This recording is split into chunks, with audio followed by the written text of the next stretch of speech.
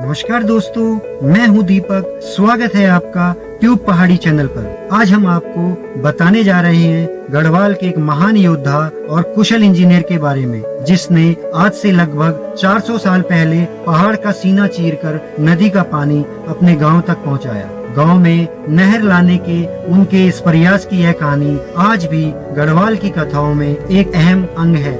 गढ़वाल के इस महान योद्धा के बारे में जानने के लिए हमारे साथ वीडियो में अंत तक बने रहें। और अगर आपने अभी तक ट्यूब पहाड़ी चैनल सब्सक्राइब नहीं किया है तो इसे अभी सब्सक्राइब करें व साथ ही बेल आइकन को हिट करें, ताकि मेरे नए वीडियो का नोटिफिकेशन आप सबको सबसे पहले मिल सके। तो चलिए वीडियो शुरू करते हैं।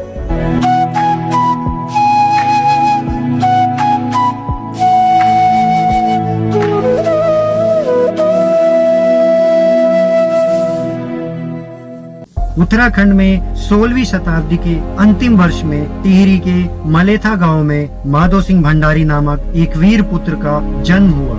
मलेथा गांव जो कि देवप्रयाग और श्रीनगर के बीच बसा हुआ है। गढ़वाल के इस महान योद्धा, सेनापति और कुशल इंजीनियर माधो सिंह भंडारी के बारे में एक छंद यह भी काफी प्रसिद्ध है।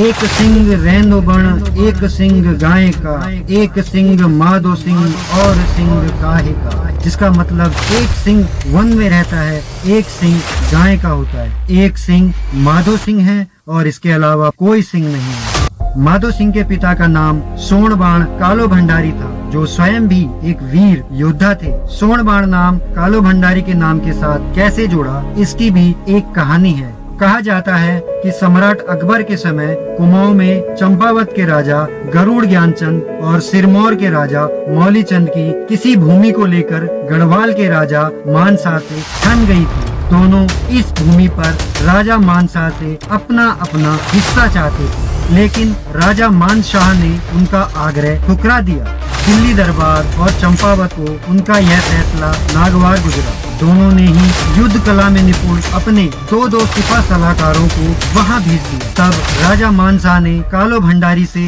मदद मांगी, जिन्होंने अकेले ही इन चारों को परास्त किया।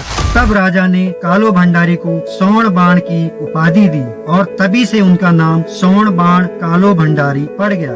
माधो सिंह भंडारी भी अपने पिता कालो भंडारी की तरह एक वीर योद्धा थे। माधो सिंह भंडारी गढ़वाल के राजा महिपत शाह के 3 बहादुर सेनापतियों में अकेले ऐसे वीर थे जिन्हें गढ़वाल और कुमाऊं के योद्धाओं में विशेष स्थान प्राप्त था। ऐसा कहा जाता है, जब माधो सिंह भंडारी श्रीनगर दरबार से लगभग 5 मील की दूरी पर स्थित अपने गांव मलेथा पहुंचे तो उन्हें काफी भूख लगी। उन्होंने अपनी भाभी से खाना देने को कहा तो भाभी ने उन्हें रूखा सूखा खाना ही दिया। जब माधो सिंह ने कारण पूछा तो भाभी ने ताना मारते हुए कहा कि देवर जी, जब गांव में पानी ही नहीं तो अनाज और सब्जियां कैसे पैदा होगी। माधो सिंह को यह बात सुई की तरह चुभ गई। उन्होंने फैसला किया कि किसी भी तरह से अपने गांव मलेथा में पानी लेकर आएंगे। मलेथा गांव से कुछ दूरी पर ही एक छोटी सी नदी चंद्रभागा बहती थी। चंद्रभागा नदी का पानी गांव में ले पाना काफी मुश्किल काम था, क्योंकि बीच में एक बड़ा पहाड़ था। इसी पहाड़ से माधो सिंह भंडारी ने सुरंग बनाकर चंद्रभागा नदी का पानी अपने गांव मलेथा लाने की ठानी। शुरुआत में माधो सिंह अकेले ही सुरंग खोदते रहे, लेकिन बाद में गांव के लोग भी उनके साथ जुड़ते चले गए। आखिर में माधो सिंह की मेहनत रंग लाई और पहाड़ के भीतर से 225 फीट लंबी सुरंग बनकर तैयार हो गई। सभी के चेहरों पर खुशी की लहर आ गई कि अब जल्द ही नहर का पानी आएगा और खेत हरे भरे हो जाएंगे। लेकिन चंद्रभागा नदी का पानी उस सुरंग में आया ही नहीं। कई उपाय किए गए, देवी देवताओं की पूजा की गई, बकरों की बलि चढ़ाई गई, पर इन सब से कुछ नहीं हुआ। सभी के चेहरों पर उदासी छा गई। एक रात माधो सिंह के सपने में उनकी कुलदेवी प्रकट हुई